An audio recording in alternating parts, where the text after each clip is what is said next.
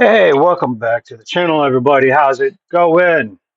Yes, as you can tell, this is a bit of a different setup here. Okay, what I've been working on is I am working on making a patch, a homemade patch. I've looked up online and on YouTube and consulted with my 90-year-old grandmother of doing embroidery, and what I'm doing is turning this into a patch, my logo. And as of now, this is what I have. Now, full disclosure, the outside of the this whole outline, the black outline here, is actually regular standard thread. I read online that you can use standard thread, but you have to double it up, so on and so forth. All the rest of this, the beiges here, the yellow, and this is actually green. It's hard to see in the light. There it is. Blah blah. The reason why it looks like this is because one, I kind of screwed up. Two, yeah, make an adjustment. Bring it up. There we go. There we go. Two, the the pattern I was going for was a straight up and down, but I started over here instead of starting in the middle. I'm gonna go until I run out of green. Let's see, the yellow I use is this the yellow? No, that's not the yellow. The yellow I used, if anybody is wondering, there it is a 444. Yeah, I know it's backwards to you guys, but it's a 444 floss yellow. For the green, I'm using 904. And for the beige, I should have brought that one out before I put it away. I believe it is, yeah, I'm pretty sure I used the 738. I know, hard to read. Oop. We got 738.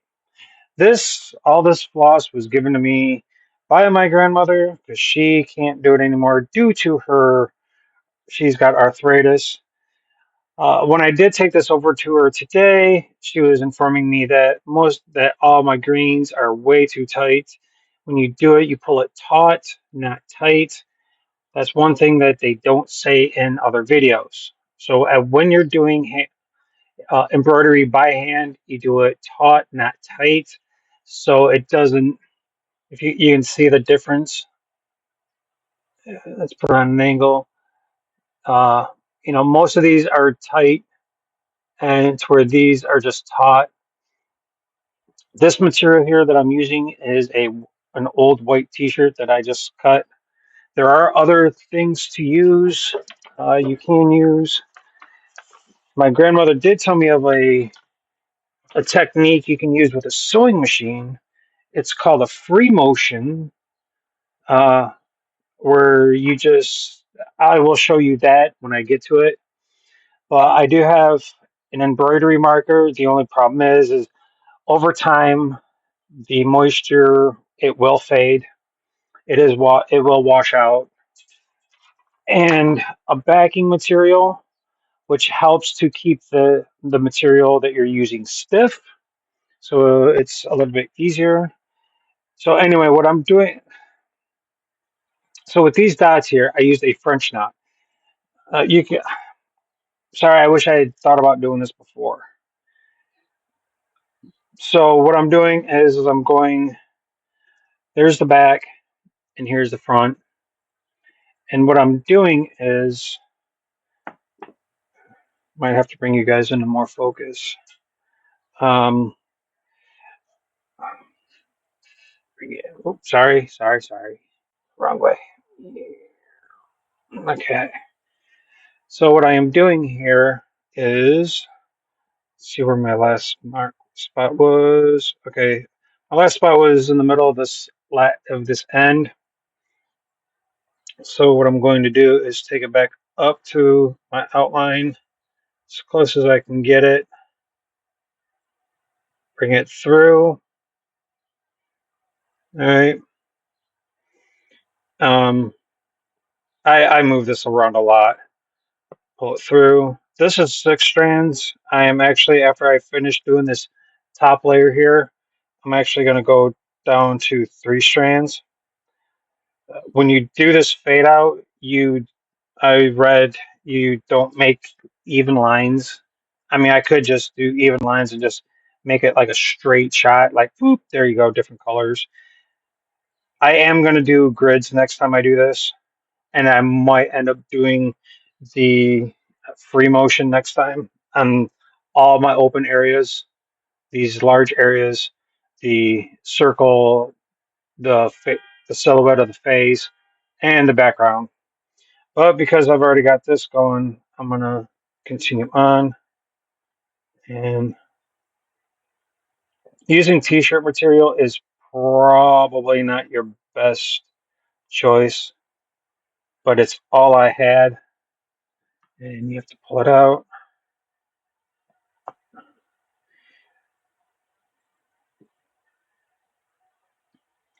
Yeah, so this is like not the way I did it is not the way you're supposed to do it.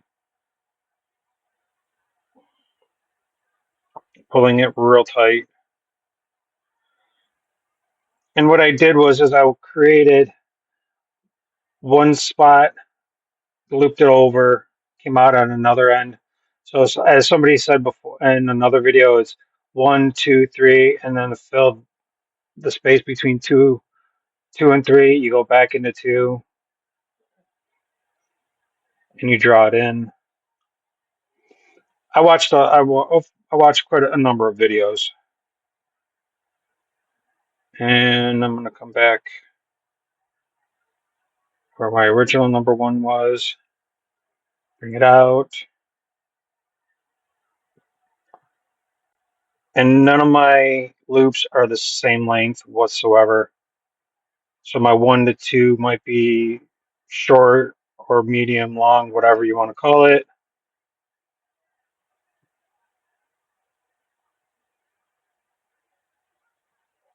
All right, pull through.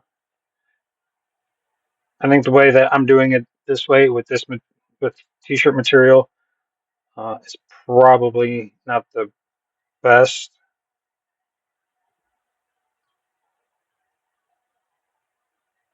Back down. This has been a long, tedious process by hand. I spend maybe, when I actually work on it, it's probably an hour or two. Um, and I've been working on this. This is my third attempt to do this.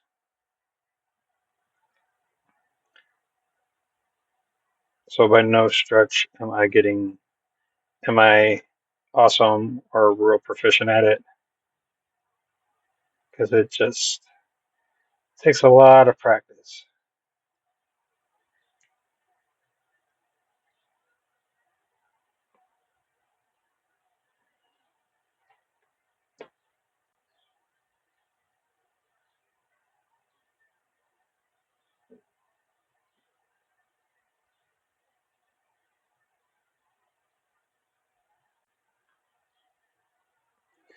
Usually I'm wearing my glasses, but I'm not wearing them today as I do this.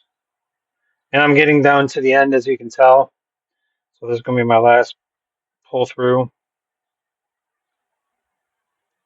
And I would recommend that you use the thread feeder. It's the little metal pieces, that metal loops. So now what I'm going to do, and I saw this on another video, I'm going to take about half the strands, pull them back through,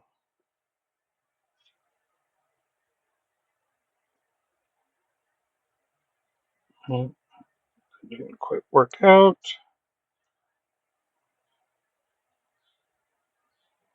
Yeah, not quite, just a little, it's uneven. I don't really care. And I kind of screwed up because I didn't save enough thread. So I'm going to loop it in, loop it through, pull it out. and then pull the needle out, stick it to the side,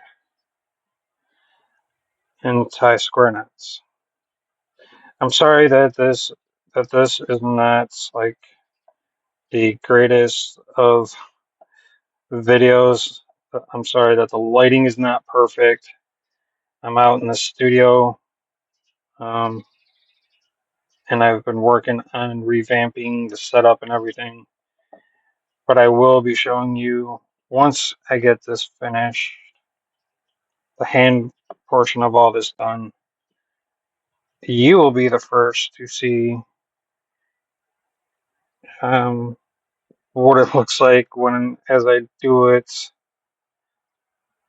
in the free motion.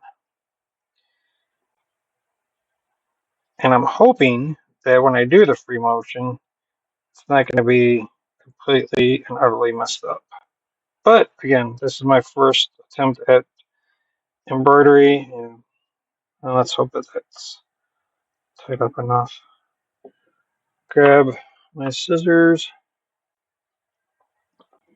And I'm trying to keep this as centered as possible for everybody to see. Cut that off, trim that off, and then there's that. Because I don't have a thread feeder, I actually had to grab some other thread, and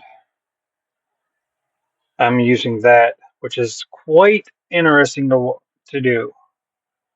First, it was going through fine, and then it became a little bit more difficult. So I took a piece of that black thread, and all I did was create a loop.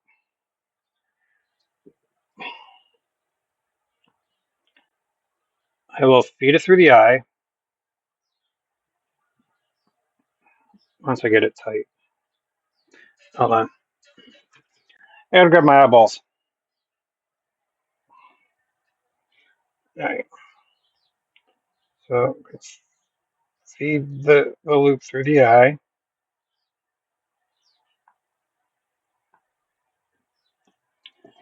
Gonna grab this thread. So I'm doing the 6 threads, which probably isn't too smart, but what do I know? It was my first time. Open that up.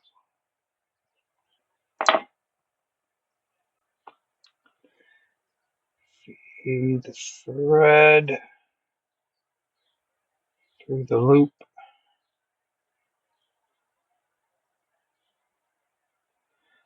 And pull. And because this is 6 threads, kind of sort of have to, there it goes. Oh, that was pretty quick. Sometimes you have to fight it through. You're going to select your length. My workspace isn't quite the cleanest. So here's my thread, and that's about 1.5 foot-ish. Trim it.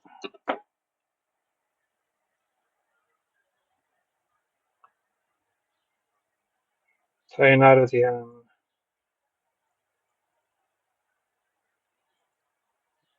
I'm cheap, so I try to make my knots and make the thread let go as long as possible.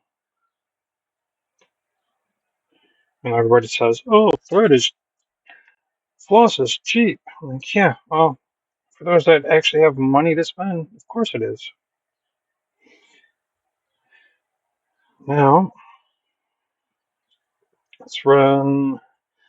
As you can tell, I've almost got the first part of it done, and personally, it looks absolutely terrible,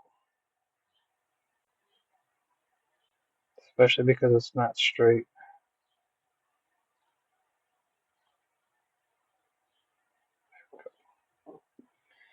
Most times, people will have could have it up in the air to where they can see.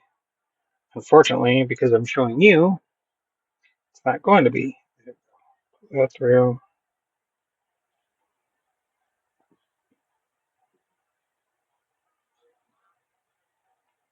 Cut that down. Try to get as close as I can to the previous stitch. Drop it in.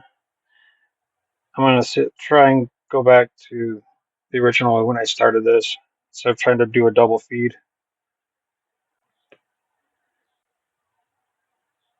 So when I get most of this done and I move on to the next phase, I will bring you back for more. What do you think about that? All right.